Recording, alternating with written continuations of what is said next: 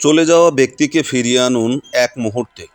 দূরে সরে যাওয়া মানুষগুলোকে ফিরিয়ে আনুন চোখের পলকে। জি হ্যাঁ, যা বলছি এটাই সঠিক। দেশ ও প্রবাস থেকে কালো জাদু তন্ত্রমন্ত্র এসকে চ্যানেলটি এই মুহূর্তে যারা দেখছেন সকলকে জানাই আন্তরিক প্রীতি ও শুভেচ্ছা, আন্তরিক মোবারকবাদ।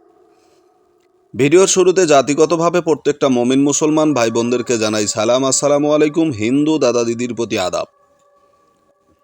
অন্যান্য সকল ধর্মের প্রতি আন্তরিক প্রীতি ও শুভেচ্ছা ভালোবাসা জানিয়ে আজকে আপনাদের মাঝে যে ভিডিওটা আমি উপস্থিত করলাম, যে বিষয় নিয়ে কথা বলবো, এটা হচ্ছে চলে যাওয়া ব্যক্তিকে ফিরিয়ে আনার ইচিন তাবিজ। তো এই যে ব্যক্তি চলে যাওয়া ব্যক্তি, এখানে চলে যাওয়া বলতে আপনি যে কোনো ব্যক্তির উপরে এই কাজটা কিন্তু করতে পারবেন।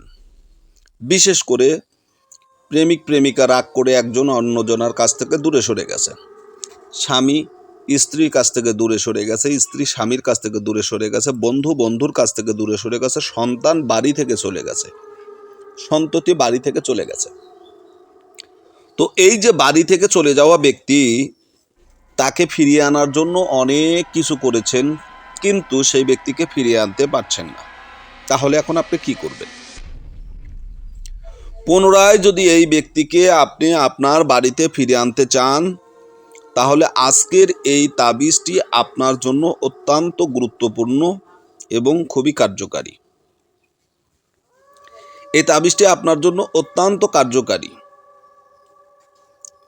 দূরে চলে যাওয়া মানুষ, রাগ করে বাড়ি ছেড়ে যাওয়া মানুষ, অভিমান করে বাড়ি থেকে চলে যাওয়া মানুষ, অভিমান করে স্বামী চলে গেছে, অভিমান করে স্ত্রী চলে গেছে, অভিমান করে প্রেমিক বা প্রেমিকা দূরে সরে গেছে, বন্ধু বান্ধব দূরে সরে গেছে, পুনরায় সেই ব্যক্তিকে যদি আপনি আপনার বাড়িতে ফিরে আনতে চান, তাহলে আজকের তাবিজটি আপনার জন্য খুবই গুরুত্বপূর্ণ। কিভাবে এই তাবিজটি আপনারা ব্যবহার করবেন, আসুন আমি নিয়মটা বলে দিই।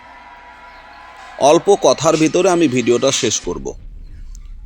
যে ব্যক্তি রাগ করে অভিমান করে বাড়ি থেকে চলে গেছে, তাকে ফিরিয়ে আনার জন্য এই তাবিজটি খুবই পরীক্ষিত এবং কার্যকারী।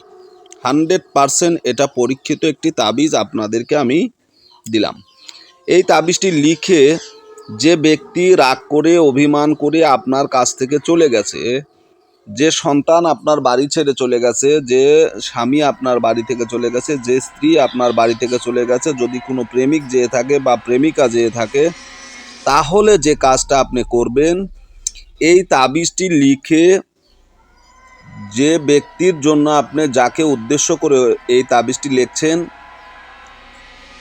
তার নামের উপর আপনি এই তাবিজটি প্রয়োগ করবেন। কিভাবে? সর্বপ্রথম এই নকশাটা আপনাকে লিখতে হবে, অঙ্কন করতে হবে। তবে নকশাটা 9টা ঘরে আপনাকে অঙ্কন করতে হবে, অর্থাৎ 9টা খোপ তৈরি করতে হবে। তো মাঝে মধ্যে যেহেতু পুরনো কিতাব, যার কারণে অনেক দাগগুলো, এই যে রেখাগুলো দেখছেন, এগুলো কিন্তু অনেক জায়গায় মিশে গেছে। তবে আপনারা যখন এই ঘরটা ছকটা তৈরি করবেন, তখন পরিপূর্ণ দাগ টেনে নেবেন, কোনো যেন বাদ না থাকে। জায়গায় এই নকশার অনেক জায়গায় দেখা যাচ্ছে মিস্টেক হয়ে গেছে, মানে দাগগুলো মিশে গেছে। কিন্তু আপনারা যখন এই খোপটা তৈরি করবেন, উপরে 3টে সারি, নিচে 3টে সারি এবং মাঝখানে 3টে সারি একটানে, অর্থাৎ 9টা ঘর তৈরি করতে হবে। প্রথমে একটা বৃত্ত তৈরি করবেন, 4 কোণা বিশিষ্ট বৃত্ত তৈরি করার পরে সেটাকে আপনারা 9টা খোপে ভাগ করে নেবেন।